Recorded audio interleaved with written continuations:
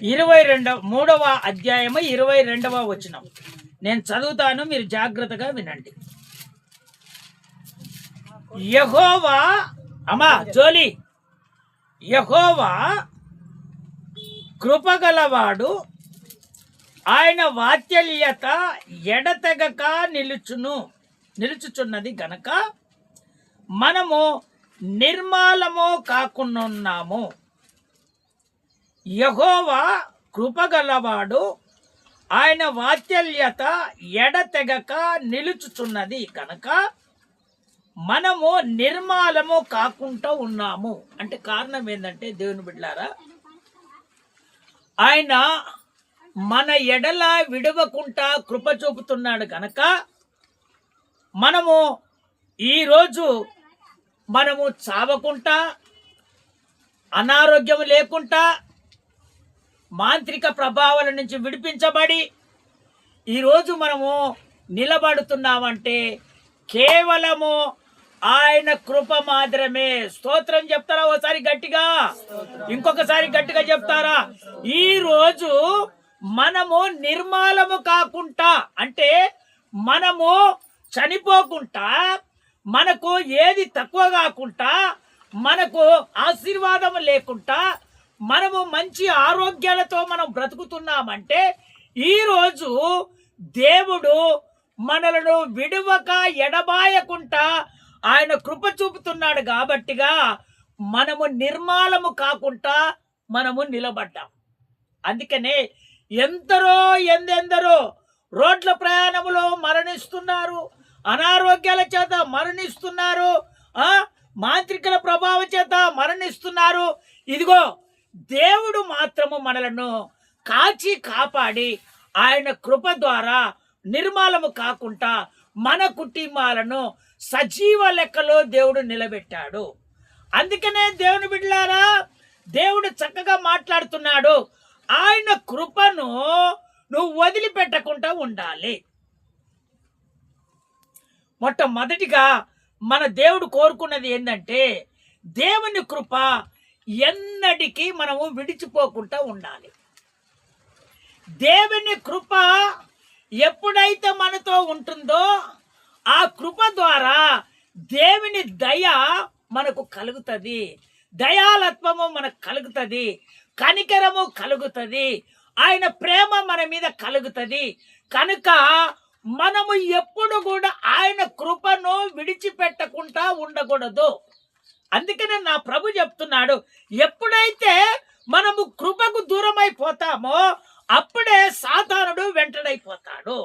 మన కుటుంబంలోనికి వెంటడయి వాడు ఏం చేస్తాడంటే కుటుంబాన్ని నిర్మూలన చేయాలని ఆశపడుతున్నాడు. వాడు దేవుని కన్నా కొంచెమే తక్కువ. వాడు ఏదో ఒక రకంగా ప్రయత్నం చేసి కుటుంబంలోనికి దూరాలని ఆశపడతాడు.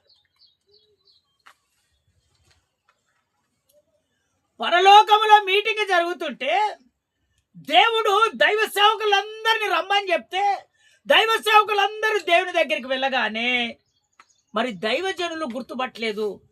దేవుడు వెంటనే గుర్తుపట్టి, ఏ సాతానా నువ్వెందుకు వచ్చావు,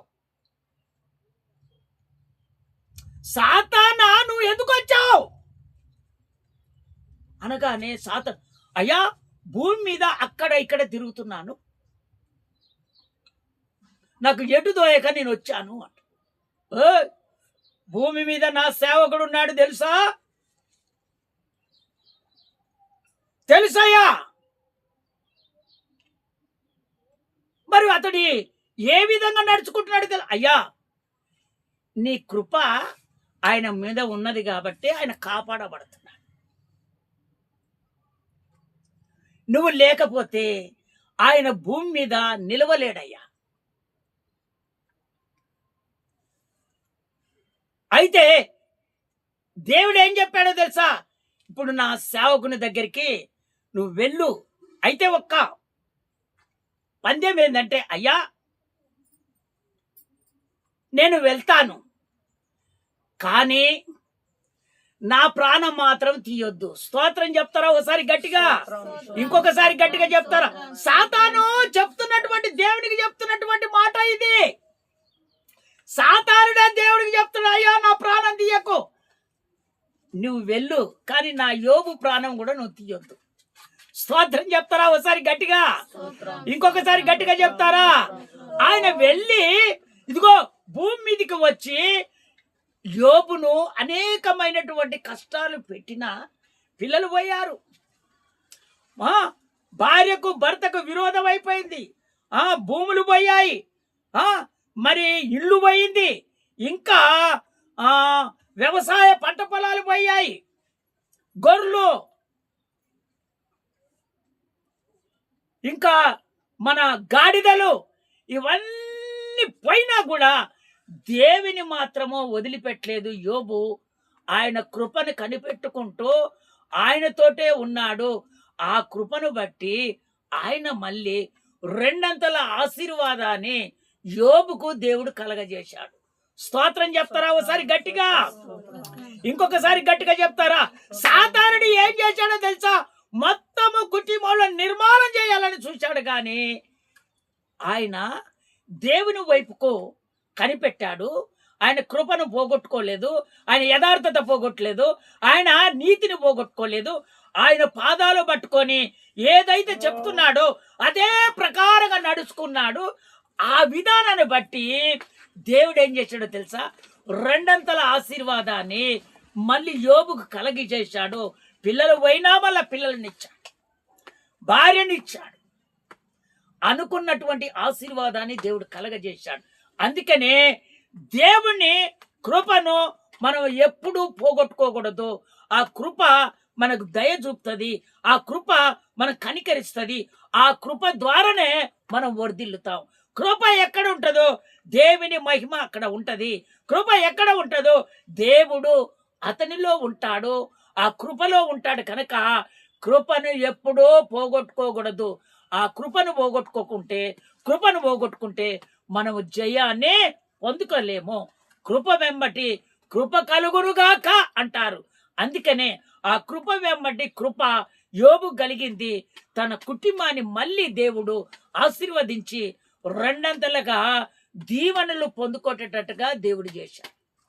దేవుని బిడ్డ, ఈరోజు నీ కుటుంబము నిర్మాలమైపోతుందేమని నువ్వు ఆశపడుతున్నావేమో, నా కుటుంబము ఆశీర్వాదంలోనికి వెళ్ళట్లేదని నువ్వు అనుకుంటున్నావేమో, నా కుటుంబము ఎంత కష్టపడి పని చేసినా కూడా నా కుటుంబము ఎందుకో డెవలప్ అవుతలేదని నువ్వు అనుకుంటున్నావేమో. కానీ నా ప్రభు చెప్తున్నది ఒకటే, నీతిని పోగొట్టొద్దు, యథార్థతను పోగొట్టుకోకూడదు, దేవుని మీద భక్తిని పోగొట్టుకోకూడదు, మనుషుల వైపుకు ఎప్పుడు తిరగొద్దు. కొన్ని శ్రమలు వచ్చినంత మాత్రాన దేవుని పక్కకు పెట్టొద్దు. ఎప్పుడైతే ఆ శ్రమలను నువ్వు జయిస్తావో దేవుని దగ్గర ఖచ్చితంగా నువ్వు మేలు పొందుకుంటావు. నా దేవుడు అంటున్నాడు, నిర్మలము కానీయను అన్నాడు. ఆయన నిర్మలము కాకుండా ఉంటున్నాడు. కాబట్టిగానే మనం ఈరోజు ఆయన కృపలో మనం నివసిస్తున్నాము, ఆయన కృపలో మనం బ్రతుకుతున్నాము. స్తోత్రం చెప్తారా ఒకసారి గట్టిగా? ఇంకొకసారి గట్టిగా చెప్తారా? రెండవదిగా అక్కడ కింద 23వ వచనంలో నేను చదువుతాను, మీరు జాగ్రత్తగా వినండి. అనుదినము నూతనముగా ఆయన వాత్సల్యతను పుట్టుచున్నది, నీవు ఎంతైనా నమ్మదగిన దేవుడవు. అనుదినము, అనుదినము, ఇవాళ రేపు, అనుదినము ఆయన వాత్సల్యత అనగా దేవుని ప్రేమ. స్తోత్రం చెప్తారా ఒకసారి గట్టిగా? దేవునికి కరుణ వాత్సల్యత అనగా దేవుని ప్రేమ, మహిమ. ఆయన ఎప్పుడు కనికరించే దేవుడు కనుక ఎప్పుడు వాత్సల్యత దినము నూతనముగా ఆయన వాత్సల్యత చూపిస్తూనే ఉంటాడు. దినము మనం డెవలప్ అయితేనే ఉంటాం. స్తోత్రం చెప్తారా ఒకసారి గట్టిగా? ఇంకొకసారి గట్టిగా చెప్తారా? ఎప్పుడైతే నువ్వు ఆయన వాత్సల్యత నీలో ఉంటుందో నీలో ఒక మార్పు కలుగుతుంది, ఒక కనికరము వస్తుంది, దేవుని మహిమను చూస్తావు. ఎందుకంటే కృప ఎక్కడ ఉన్నదో అక్కడ వాత్సల్యత ఖచ్చితంగా ఉంటుంది. ఆ వాత్సల్యతను బట్టి నమ్మకంగా నువ్వు జీవిస్తావో ఆ నమ్మకం ద్వారా నీ కుటుంబాన్ని నువ్వు కాపాడుకుంటావు. స్తోత్రం చెప్తారా ఒకసారి గట్టిగా, ఇంకొకసారి గట్టిగా చెప్తారా? అందుకనే దేవుని బిడ్డలారా, మనం ఎట్టి పరిస్థితుల్లో దేవుని కృప ఎన్నటికీ మనం పోగొట్టుకోకూడదు. ఆ కృపను పోగొట్టుకుంటే మన కుటుంబంలోని ఆశీర్వాదానికి మనం దూరం అయిపోతాము. సాతానుడు కుటుంబంలోనికి వెంటడైతాడు. ఆ సాతానుడు ఏం చేస్తాడంటే కుటుంబాన్ని బలహీనతలోనికి తీసుకొని వస్తాడు, బలహీనులుగా చేస్తాడు, కుటుంబంలో లొల్లి పెడతాడు, అనేకమైనటువంటి ఇబ్బందులు పెడతాడు, ఒకరికొకరు పడకుండా చేస్తాడు. అప్పుడు దేవుని కృపకు మనం దూరం అయిపోతాం. అందుకనే నా ప్రభు అంటున్నాడు, కృపను ఎప్పటికీ విడిచిపెట్టకూడదు, ఆ కృపలోనే మీరు బ్రతకాలి. అప్పుడు నేను మిమ్మల్ని విడవను, ఎడబాయను, మిమ్మల్ని కృప చూపుతూనే ఉంటానంటున్నాడు దేవుడు. స్తోత్రం చెప్తారా ఒకసారి గట్టిగా, ఇంకొకసారి గట్టిగా చెప్తారా? కీర్తనాల పుస్తకము 23వ అధ్యాయము 6వ వచనములో దేవుడు చక్కగా మాట్లాడుతున్నాడు. మనం ఆ మాట జాగ్రత్తగా విందాం. 23వ అధ్యాయము కీర్తనాల పుస్తకం 23వ అధ్యాయం 23వ అధ్యాయము 6వ వచనములో చక్కగా దేవుడు మాట్లాడుతున్నాడు. నేను చదువుతాను, మీరు జాగ్రత్తగా వినండి. నేను బ్రతుకు దినములన్నీ కృపాక్షేమములే నా వెంట వచ్చును. దావీదు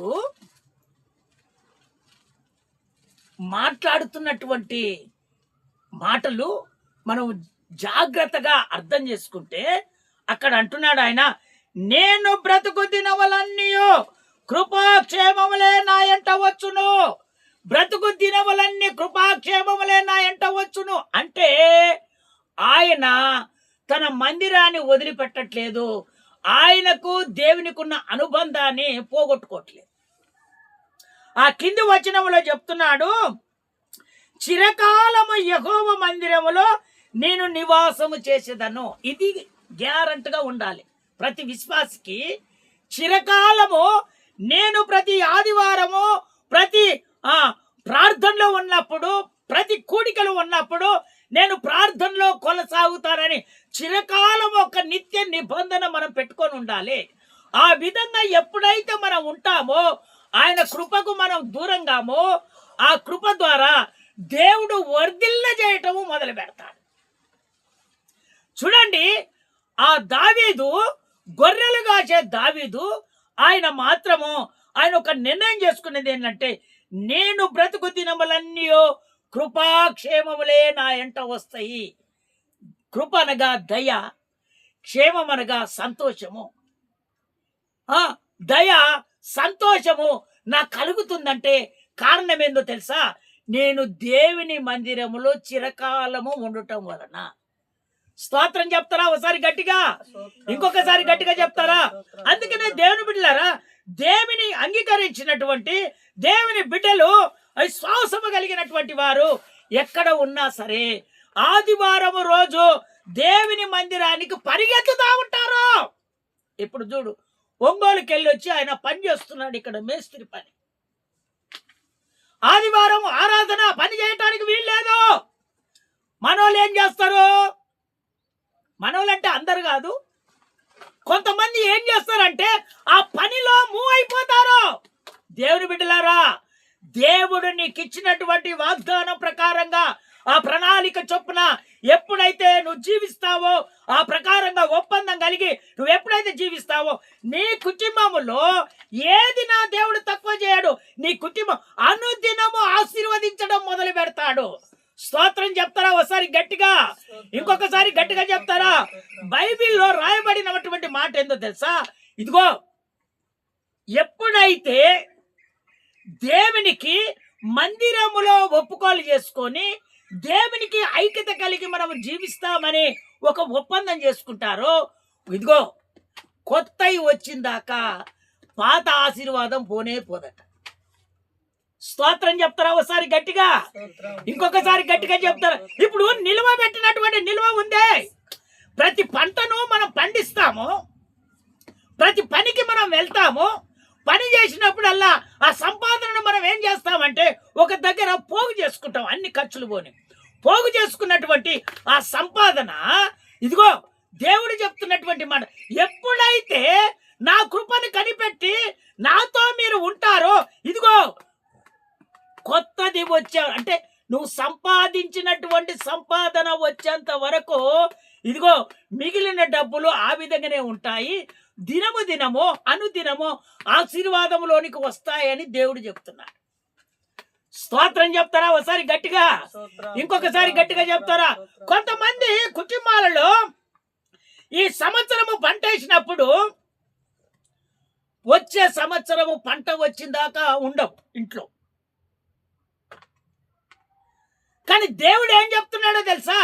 నమ్మకమైనటువంటి వారికి మెండైన దీవెనలు అన్నట్టుగా ఎవరైతే నా మీద నమ్మకం ఉంచుతారో, ఎవరైతే నా మీద విశ్వాసం ఉంచుతారో, ఎవరైతే నా మీద నిరీక్షణ కలిగి ఎదురు చూస్తారో వాళ్ళకు ఖచ్చితంగా ఇదిగో ఆశీర్వాదం వెంబడి ఆశీర్వాదం వచ్చేస్తుంది. ఇదిగో పంట వచ్చేంత వరకు ఇదిగో మిగిలిన పంట అసలు తక్కువ కానే కాదట. ఇంకా పాతది తినుకుంటూనే వెళ్ళిపోతావంట, ఆ కొత్తది మొలగబెట్టుకుంటావంట, అదే మిలగబెట్టుకుంటావంట. అందుకనే దేవుని బిడ్డలారా, ఈరోజు కొంతమంది దేవుని నమ్ముకున్నటువంటి దేవుని బిడ్డలు ఆశీర్వాదానికి దూరం అయిపోతున్నారంటే కారణం ఏంటంటే మీరు ఒప్పుకోలు చేసుకుంటారు కానీ దాని ప్రకారంగా మీరు జీవించట్లేదు గనక మీ ఆశీర్వాదాన్ని సాతానుడు వెతికెళ్తున్నాడు. దేవుడు ఏం చేయడు. అందుకనే నా ప్రభు చెప్తున్నాడు, మీరు ఖచ్చితంగా ఆ కృపను పోగొట్టుకోకుండా దావీదు ఏ మాదిరిగానైతే ఆయన చిరకాలము నేను యెహోవా మందిరములో నేను ఉంటానని వాగ్దానం చేసుకున్నాను, అందుకనే కృపాక్షేమములు నా ఎంట వస్తున్నాయి, నాకు ఏది తక్కువ కావట్లేదు, దేవుడు నన్ను సంతోషపరుస్తున్నాడని ఆయన ఆనందగానాలతో రాగాలు తీస్తున్నాడు. స్తోత్రం చెప్తారా ఒకసారి గట్టిగా, ఇంకొకసారి గట్టిగా చెప్తారా? అందుకనే దేవుని బిడ్డలారా, మనము కృపను పోగొట్టుకోకూడదు. ఇప్పుడు చూడు, దావీదు 8 మంది అన్నదమ్ములు. ఈ 8 మంది అన్నదమ్ములలో చిన్నవాడు ఎవరంటే దావీదు. ఈయన దేవునికి అనుకూలంగా జీవిస్తున్నటువంటి వాడు, దేవునికి భయభక్తులు కలిగి జీవిస్తున్నటువంటి వాడు, దేవుడంటే భయము కలిగి జీవిస్తున్నటువంటి వాడు. అయితే ఒకరోజు ఏం జరిగిందంటే, ఒక రాజు దేవుడు చెప్పినట్టుగా నడుచుకోవట్లేదు. స్తోత్రం చెప్తారా ఒకసారి గట్టిగా, ఇంకొకసారి గట్టిగా చెప్తారా? జాగ్రత్తగా వినండి. దేవుడు ఆజ్ఞాపించినటువంటి ఆజ్ఞ ప్రకారంగా నడుచుకోలేదు. అప్పుడు ఒక ప్రవక్తకు దేవుడు మాట్లాడతాడు, సామ్యేలు ఎన్నాళ్ళయ్యా నా ఆత్మ దూరం అయిపోయినటువంటి ఆ సౌలును ఎన్నాళ్ళ వరకయ్యా ఇంకా రాజుగా నువ్వు అనుకుంటున్నావో? ఆయనలో నుండి ఎప్పుడో నా ఆత్మ నా కృప దూరం అయిపోయిందే సామ్యేలు. నేను వెతికాను నా ప్రజలను కాపాడటానికి, నా ప్రజలను స్థిరపరచటానికి, నా ప్రజలను కాపాడటానికి. ఆయన అనేకులను ఎదిరించటానికి నేనొక సేవకుని కనుక్కున్నాను, నువ్వు ఆయన దగ్గరికి వెళ్ళి నువ్వు అభిషేకం చెయ్యి. స్తోత్రం చెప్తారా ఒకసారి గట్టిగా, ఇంకొకసారి గట్టిగా చెప్తారా? అయ్యా ఎవరంటే యెషయ్యకు 8 మంది కుమారులు ఉన్నారు. ఆ కుమారులలో నేను చెప్పినటువంటి కుమారుని నువ్వు అభిషేకం చేయమని చెప్పగానే, అయ్యా మరి సౌలు నేను వెళ్తే నన్ను చంపుతాడేమో అనగానే, బల్య అర్పణ చేస్తున్నానని కుటుంబానికి కౌరు పంపు, అప్పుడు వాళ్ళు వచ్చేస్తారు, దాన్ని బట్టి బలి అర్పణ నువ్వు కలగజేయమని దేవుడు చెప్పగానే వెంటనే సామ్యేలు దూడని తీసుకొని వెళ్ళి అక్కడ బాల్య అర్పణ అర్పించటానికి వెళ్ళి ఇదిగో యెషయ్య భక్తునికి చెప్పాడు, అయ్యా బల్య అర్పణ అర్పిస్తున్నారు, మీరు రావాలని చెప్పగానే వెంటనే ఆయన ఏం చేశాడంటే ఆ ప్రజలందరూ అక్కడికి రాగానే వెంటనే తన కుమారులను తీసుకొని వచ్చాడు. అప్పుడు దేవుడు పెద్ద కుమారుని తీసుకొని రాగానే దేవుడు చెప్తున్నాడు, సామెలా నేను అతన్ని కోరుకోలేదు. రెండో వాడిని తీసుకొని వచ్చాడు, అతన్ని నేను కోరుకోలేదు. 7గురిని తీసుకో, అతన్ని నేను కోరుకోలేదు అన్నప్పుడు, అయ్యా కడసారి ఎవరైనా ఉన్నారా ఇంతమంది నీ కుమారులు అని అంటే, అయ్యా చిన్నవాడు ఉన్నాడయ్యా, వాడు గొర్రెలను కాస్తాడయ్యా, వానికి ఏం తెలియదయ్యా, వాడు ఎడ్డివాడయ్యా అని అంటే, లేదు అతను నువ్వు పిలుచుకొని రా, అతడు వచ్చిన దాకా మనం ఇక్కడనే ఉందాము అనగానే వెంటనే కౌరు పంపించి ఆ పిల్లగాని తోలుకొని వచ్చిన తర్వాత వెంటనే దేవుడు ఏం చెప్పాడో తెలుసా, సామెలో నేను కోరుకున్నటువంటి వాడు ఇతడే, ఇతనినే కొమ్ము తీసుకొని నువ్వు అభిషేకం చేయమని ఎప్పుడైతే దేవుడు చెప్పాడో అదే ప్రకారంగా దావీదును ఇదిగో తైలముతో వెంటనే అభిషేకం చేశాడు. ఆ అభిషేకం ఎప్పుడైతే చేశాడో ఇంకా కృప, దేవుని కృప అతనిలోనికి రాగానే అతడు మహిమలో నిలబడ్డాడు. స్తోత్రం చెప్తారా ఒకసారి గట్టిగా? ఇంకొకసారి గట్టిగా చెప్తా. అతడు మహిమలో నిలబడిపోయాడు. ఆత్మ అతని మీదకి దిగింది. దేవుని ఆత్మలో అతడు నిలిపోయిపోయాడు. కారణం ఏంటంటే దేవుని కృపను పొందుకున్నటువంటి మనము ఎప్పుడు కూడా కృపను వదిలిపెట్టుకోకూడదు. ఆ కృపను పొందుకున్నటువంటి మనము దేవుని మహాకృపను బట్టి ఆయన ఇంకా అధికమైనటువంటి కృపలను మనకు అనుగ్రహించి నీకు కుటుంబంలో ఏది కావాలనో, ఏది జరగాలనో, ఏది పొందుకోవాలని నువ్వు ఆశపడుతున్నావో నా ప్రభుకు అన్ని తెలిసే గాని నీవు ఆయన కృపను పోగొట్టుకోకుండా నువ్వు ఉంటే నా దేవుడు ఖచ్చితంగా మిమ్మల్ని ఆశీర్వదించడం మొదలు పెడతాడు. గొర్రెల కాడ ఉన్నటువంటి దావీదుని తీసుకొని వచ్చి ఆయన అభిషేకించి చివరికి ఏం చేశాడో తెలుసా, ఆ రాజ్యాన్ని పరిపాలన చేసడానికి ఇజ్రాయేలు ప్రజల మీద ఒక రాజుగా దేవుడు స్థిరపరిచాడు. స్తోత్రం చెప్తారా ఒకసారి గట్టిగా? తృణీకరించబడ్డాడు అన్నదమ్ముల మధ్యలో, ఇదిగో తల్లిదండ్రుల మధ్యలో తృణీకరించబడ్డాడు, గ్రామ ప్రజల మధ్యలో తృణీకరించబడ్డాడు. ఇతడు పనికిరాడు అన్న వాళ్ళకే రాజ్య పరిపాలన మీద వాళ్ళకే ఒక రాజుగా నిలబడి రాజ్య పరిపాలన చేపించాడు.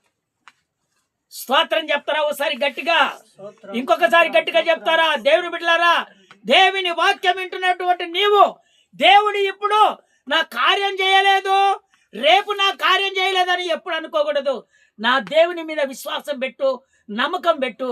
ఆయన చేస్తాని అని అన్నప్పుడు ఆయన ఖచ్చితంగా కార్యాన్ని చేయక మానడు.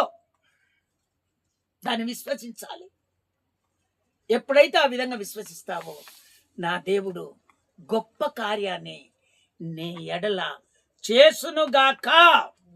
స్తోత్రం చెప్తారా ఒకసారి గట్టిగా? ఇంకొకసారి గట్టిగా చెప్తారా? అందుకనే దేవుని బిడ్డలారా, ఎప్పుడు కూడా ఆయన కృపకు మనము దూరం కాకూడదు. యెషయా పుస్తకములో దేవుడు సమాధానమైనటువంటి నిబంధనంట ఎప్పుడు తొలగిపోదంట. దేవుడు ఎప్పుడైతే సమాధానం ఇచ్చాడో ఆ సమాధానము కలిగినటువంటి ఆ నిబంధన దేవునితో మనం ఉన్నప్పుడు, ఆయన కృపతో మనం ఉన్నప్పుడు, ఆయన కృపను విడిచిపెట్టకుండా మనం ఉన్నప్పుడు ఎప్పుడు కూడా ఆ సమాధానాన్ని ఎప్పుడు అసమాధానంగా ఎవడు చేయలేడట. అంతే. యెషయా పుస్తకము నేను చదువుతాను, మీరు జాగ్రత్తగా వినండి. 54వ అధ్యాయం. యెషయా పుస్తకము 54వ అధ్యాయం. యెషయా పుస్తకము 54వ అధ్యాయం.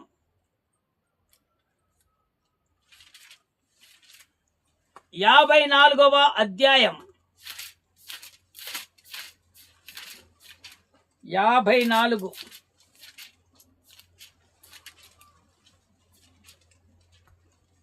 54వ అధ్యాయము 10వ వచనములో చక్కగా మాట్లాడుతున్నాడు. నేనే చదువుతాను, మీరు జాగ్రత్తగా వినండి. పర్వతములు తొలగిపోయినను, మెట్టలు తత్తరిల్లినను, నా కృప నిన్ను విడిచిపోదు. చూడు దేవుడు ఎంత చక్కగా చెప్తున్నాడు. సమాధాన విషయమైన నా నిబంధన తొలగిపోదు అని నీ యందు జాలిపడి యెహోవా సెలవిచ్చుచున్నాడు. ఎప్పటికి కూడా పర్వతముల పైన పెట్టినరా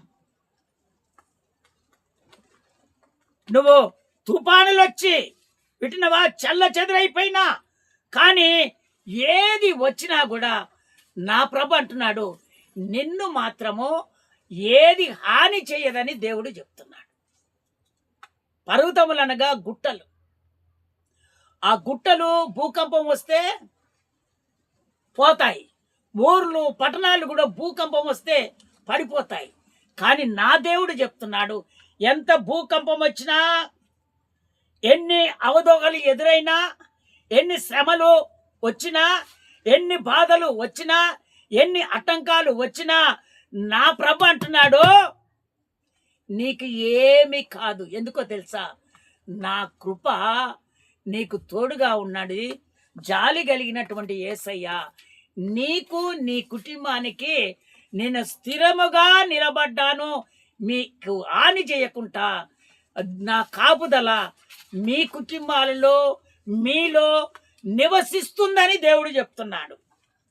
అందుకనే దేవుని బిడ్డలారా, మనము అసమాధానముగా మనం ఉంటే అసమాధానం అయిపోతాము. సమాధానముగా ఉంటే మన కుటుంబాలు సమాధానంగా ఉండి ఆశీర్వాదంలోనికి వెళ్ళిపోతాయి.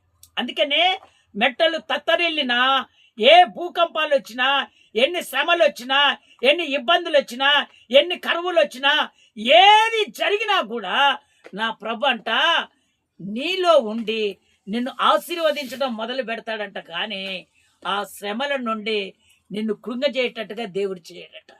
ఆ శ్రమలు వచ్చినప్పుడే నిన్ను లేపి నిలబెట్టి నీకు దీవెనలు కలగజేస్తానని దేవుడు చక్కగా మాట్లాడుతున్నాడు. అందుకనే నా నిబంధన ఎప్పటికీ మారిపోదు.